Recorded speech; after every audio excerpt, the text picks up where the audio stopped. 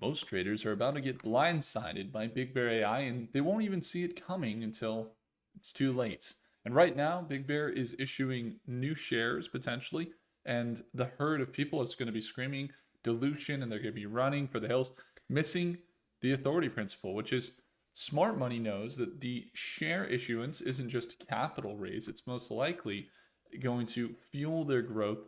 And if you don't understand why, and what's driving this move, then you might become the liquidity for the big players. And so I want to, make sure you guys understand that in this video. Now we just got back to California and the setup is finally good to go. We got drinking out of our StockMate cups, the coffee this morning, which is great. So this is my custom trading cup. It's got a plan on it, right? If you want a free cup like this, a t-shirt as well, join our daily live trading sessions Monday through Friday. We just wrapped up our session. Second link in the description for the holiday offer. You get to see my entries, see my exits in the second link below. Let's jump into BigBear. So BigBear has been moving. You can see the AI defense market. They are down just about 1.9%, selling down to this previous support level around 550. Now this is a key level. We've seen them bounce here multiple times throughout November. The support right here around 525, between 525 and 550, you can see back early November, mid-November on the 7th, then on the 17th, and they dipped a little bit lower on the 21st, and then that's where we're at. We saw them bounce on the 17th of December, and then bounce today as well. Did they bounce or did they just sell down? Yeah, they did a little bit of a bounce. It looks like right here at market open, we did see them sell down here to 538. Yeah, they're at 539. So not much of a bounce. They're selling down at the moment.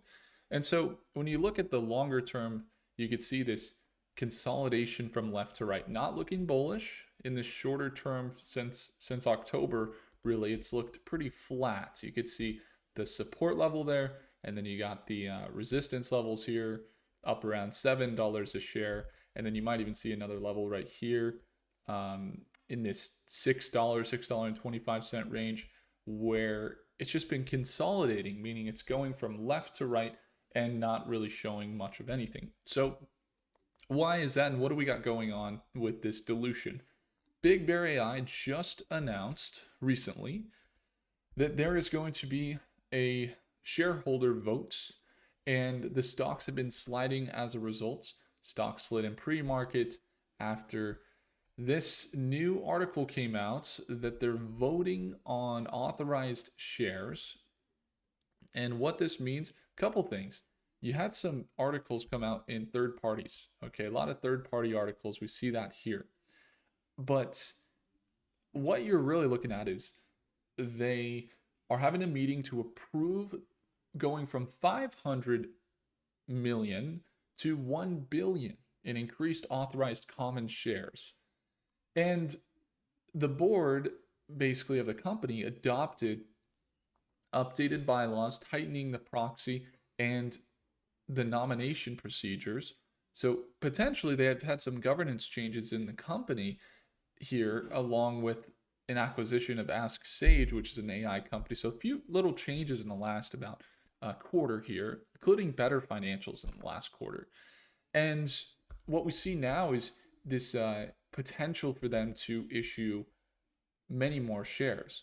Now, you still have the articles coming out saying, will this stock double in 2026? You still have the hype articles.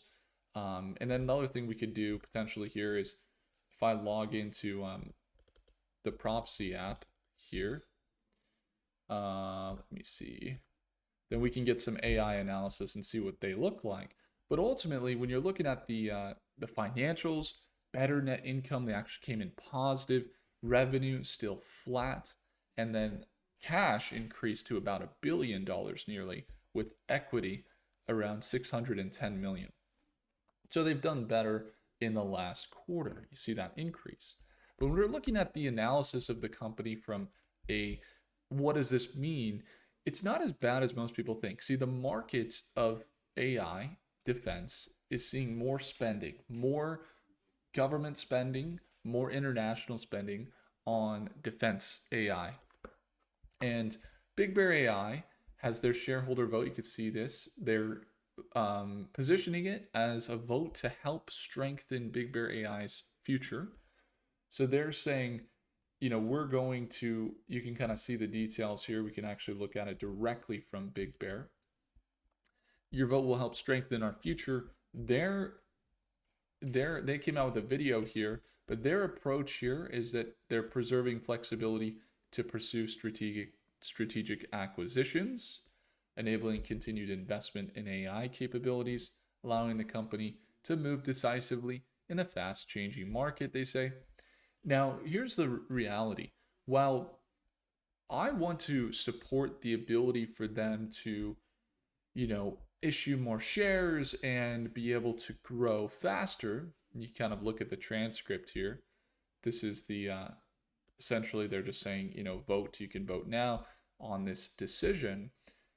I would also like to, just basically take a moment to say the AI market, you have to see some profits, I think. I think you need to see some profits if you want to stand out as a company. Yes, there are instances where the profits haven't caught up. BigBear, they haven't really shown increased revenue. But when you're raising money, sometimes, not always, throwing more money in the company, into the assets, into the cash, isn't going to make things better. Like, the constraint here is not that they don't have enough cash. I believe the constraint here, they got 900 million, 600 million. Okay. So let's say they spend, $500 million or $400 million, like most of their equity, on partnerships and infrastructure and building, the technology to deploy, let's say the very scan technology that they're at the airports. They could spend $500 million, and it's like they would still have some money. And so I don't think that it's going to be a problem. I think the problem is, can they generate revenue? Because they're in the infrastructure space. I just flew into Dallas, actually, before connecting over to Sacramento here in California. And before connecting over here, like, we went through and they had the very scan technology, the BigBear technology at Dallas. And so I know that they're deploying. But in their deployments, maybe this is like, hey, we're going to position ourselves so well that we're going to see way more infrastructure and we're going to invest bigger so that this next 5 years looks really good. It's possible that that's the approach. On one hand, I like that approach. On the other hand, the issue with that is like, look, they're already at this many airports. Charlotte, Chicago, Dallas, that's where I just flew into, Denver, JFK, Los Angeles. I've seen it at these airports. And other ones they've added since these articles, where they've deployed the biometric facial scanner for the airlines and for defense and the entries and exits into the United States. And you've probably seen it if you've gone traveling. It's like right there next to, the gates, or where you get the full body scan. And I was just thinking, when I heard this from our StockMates, we were in there this morning. We had our live session this morning, as we do every day. We're talking about it, and we're seeing what this means for the future here. That there's still a lot of risk around this. I'd like to say that it could be good, and it could be a hyper cycle. And I'm not going to touch any of my long-term positions. I'm not disappointed in the company. In fact, we're still up, 2x from when we entered last year. So it's good. We're fine. But from a shorter term potential drawdown on a move like this, you might see the stock tank after this move. Now, the other reaction is from investors. They have all this money. They got billions now, or they have the ability to now turn it into much more, because they got, more issuance of shares potentially here.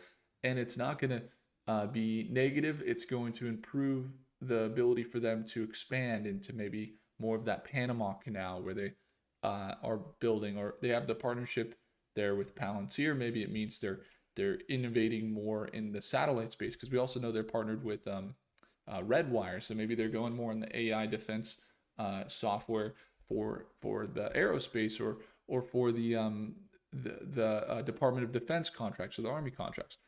But ultimately, you know, when we're looking at the trend, critical point holding just above the 200-day moving average.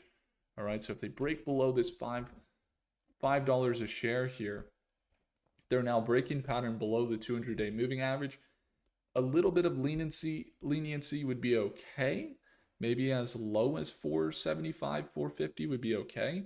But the overall trend holding from the last year would indicate that we wouldn't see them sell. If we see them sell down past this 200-day moving average, you're most likely going to see a bigger sell-off. We're talking down to $3 or $2.50 if this was a massive blunder. But if things just go smooth, it gets past a little bit of corrections as we see today, and then things turn around over the next few weeks and few months, then maybe, yeah, okay, they got more cash, they come out with better quarter, and they see this continuation of pattern up into this $7 to $10 range. And on top of that, they got a way bigger balance sheet. Most likely they've raised more money, so they have the ability to be seen as a much bigger company. Now, let's say they got $2 billion on their balance sheet, and then they also are hopefully increasing revenue at that point. This is more speculative, but if that were the case, you'd probably see them in that $5 to $10 billion valuation, whereas right now, they're holding with lower revenues at 2.36 billion. So still pretty small for a company working in the types of industries they're working in with the defense market and getting the defense tailwinds with the big beautiful bill. You'd expect them to be most likely in that $3 to $5 billion range. So I'm continuing to hold long term, but just get ready. It could be rocky here in the short term. What I would say is we could also see the opposite effect at this support level. You got the 200-day moving average, a recovery now up to these levels we saw earlier this year, or just this month, actually, a week ago, would be up to about 18% gain to 30% gain up to that $7 level if it consolidates, continues to go from left to right here and bounces. And that would be when we'd look for an opportunity potentially to trade shorter term once again. Now, I do have some shorter term positions as well. We're on BAIG that we entered back here about 3 trading days ago, something like that. And we've been in it and it's sold down here a little bit and we're looking for a recovery. So I would expect that we're going to see a recovery. But again, risk management is key. Be ready for it, because if this happens over the next month or so, it could change some of the direction. So just see how it holds. If it holds above this 200-day moving average, then that's why you don't want to make the mistake of, if it doesn't, you're not in a position where you're not ready for a very long-term hold. If you're in a shorter-term, medium-term trade, it can make a lot of sense, especially towards the end of the year, to just set some stops, set some risk management around it. Because again, we're still in the early stages of their growth, and it could take some time for them to develop. But we've seen them make these moves up to these $10 ranges. The only problem is if they do continue with the dilution and it's not received well, we could see the opposite effect. So just be in the loop around that here on the channel. The last thing as well, we're looking for the projections here. Let's get them on the Prophecy app here. So BBAI. Let's see how it's looking today. So some projections have been a little more on the bearish side. You could see that for the first time, I'm seeing pretty bearish outlooks on BigBear AI. But when we get some updates on Claude and from OpenAI, and we can also look at all of them at once, it could be worth it here to look at it, because maybe the consensus isn't different, but you can see it's actually anticipating some negative events here and potentially selling down below that $5 range. And it's all about that 200-day moving average. The hope here in the next week, though, is that they hold that $5.10 support, $5 support, and that they can continue to recover. You can see the next day, next week, anticipating, you can just see that 200-day moving average as the AI. This is Grok. So Grok is doing the analysis for us here. It considers all of the charts, all the news, all the SEC data, and it's given us this projection, okay, Super Grok, we can use any model. We're using Super Grok. The 200-day SMA, as we just pointed out, is going to be a key support level to watch. Into the next 6 months, though, it's looking bullish. Just anticipating potential pullbacks, I guess, over the next month. Maybe it potentially due to some of the things we just went over, but into the next year, holding further. It just really depends on what you're looking for. The short term definitely is saying they're going to bounce this 200-day moving average. It looks pretty good. The medium term looks highly uncertain. You might see some corrections. And then in the long term, things look pretty good as they're in a really well positioned market for AI. So that's kind of how it looks right now. In the smoothness of their trend, we would expect that would stay true. And we'll just have to see how things play out here into the first week of 2026. But comment your thoughts down below on BigBear as well if you have any insights. In my experience, the best trades we had this last year where we were able to make 50 to 100% on different trades were these moves when they bounced the 200-day moving average. We got to see them surge up to $10 a share or up to these levels multiple times. We saw those 200-day moving average bounces. And so I'm going to be watching closely because that might be the time when we get to catch something up into this $9, $10 range. It's a 50 to 100% potential increase in the stock. So you just got to watch closely at this time because this is where we've made the biggest gains over the last year. Don't want to get caught sleeping at the end of the year. So, or the beginning of the year, you could say.